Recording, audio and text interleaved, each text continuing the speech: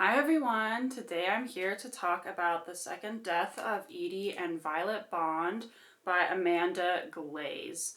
I just got this book at the library yesterday because it was my day off and I kind of wanted to read something more light, like something that would be easier to read for me.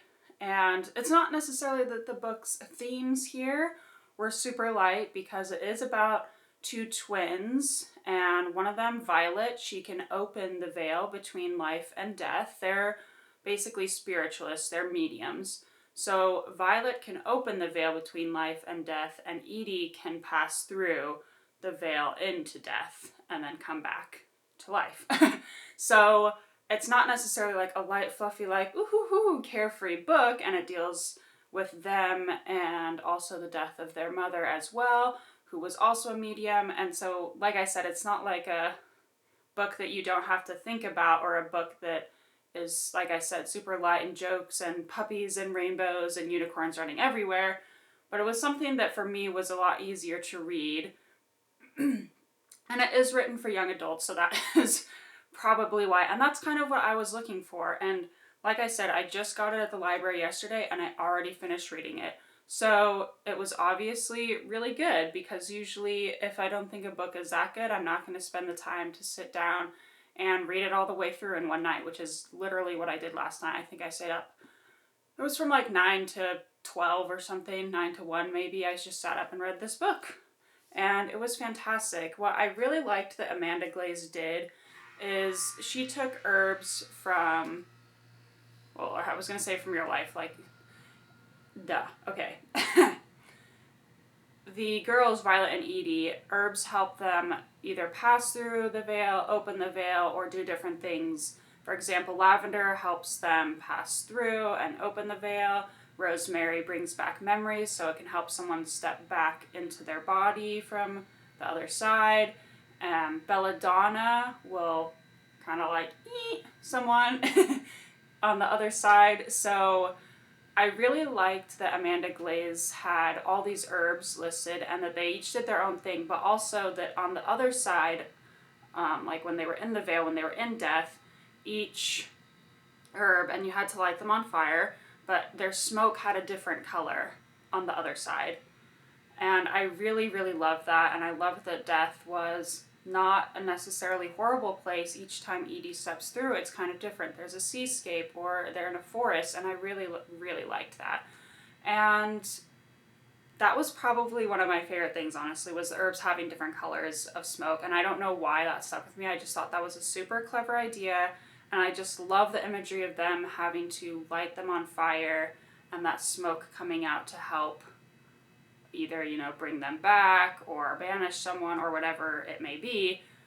I just loved that imagery of having this bundle of herbs. And Amanda Glaze, she did do research because it is based in California, and she did research on what it would have been like at that time, what were women allowed to do, what they weren't allowed to do. There are some historical characters in the book as well, and so I really liked the research that she did, but blending it in so well with this world of spiritualism and the mediums. I thought it was fantastic. And seeing the bond between the twins and also with their parents was also really good. And yeah, it's like a novel about growing up and stepping out of your comfort zone, especially at the end, but also just sisters and siblings in general. And I totally loved it. I totally suggest it. It's her debut novel, and good for her. Like, this was awesome. Like, fantastic job. And it was based on, she found a photo of her great-grandmother, who I believe was Edie Bond. And so, yes, she did use their names, and she did have a twin sister named Violet. And they were mediums back in the day. This takes place in kind of the late 1800s, like the 1880s, mid-1880s, 1885, I believe is what it was. Or sometime around there.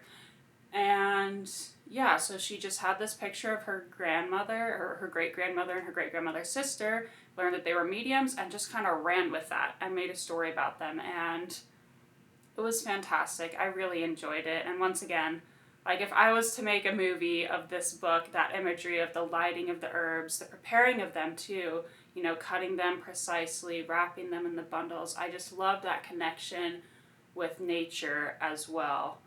And so, definitely suggest The Second Death of Edie and Violet Bond. Yeah.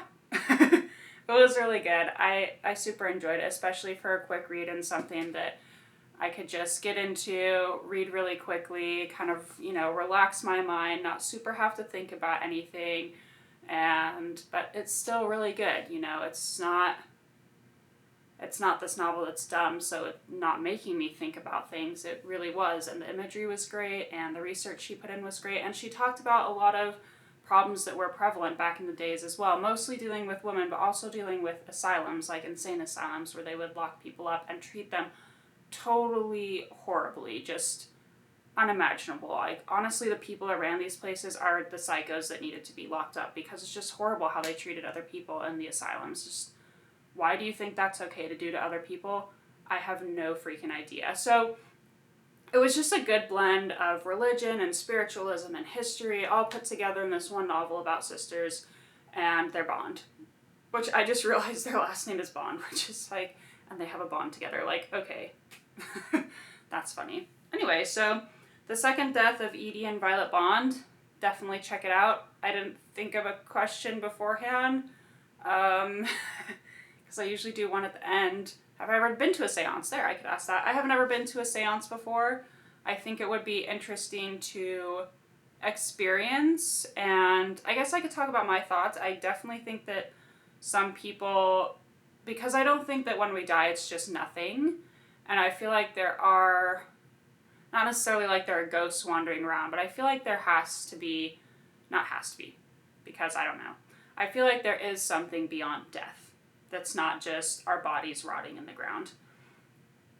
Whether or not people can communicate with those beyond death, I have no idea.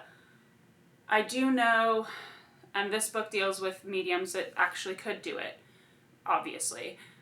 But I know that after the Civil War, especially because there had been so much bloodshed, at least in America, there had been so much bloodshed, there had been so much crap.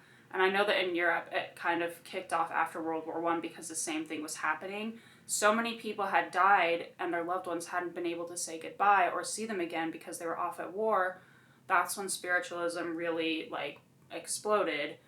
And people just wanted to talk to their loved ones again. And so I totally understand that, and it makes me really sad thinking of all these people mourning. But on the same page, there were a lot of people just taking advantage of them and fleecing them out of their money. And so that makes me so upset. Like, people that prey on others' grief is not okay. But like I said, I'm not sure because I don't know what's there, but if there are people that could communicate with the other side, like, I'm open to it, you know? There are some people that I would like to talk to as well who have passed on. My grandparents on my mom's side are both gone. I would love to have talked to them as an adult to an adult, you know? And I would like to do that. So I don't completely write it off, but I know that, like I said, there were a lot of people, especially back in the day, that took advantage of people, and I'm not okay with that. But like I said, I don't know what's beyond death. I don't know everything about this life either. So if there's something there and people could communicate with others, that's totally cool. Like, good for you. So, yeah, that was The Second Death of Edie and Violet Bond by Amanda Glaze. Go check it out. Nice, quick read. Loved it. Totally suggest. And thank you all, and you all have a great day.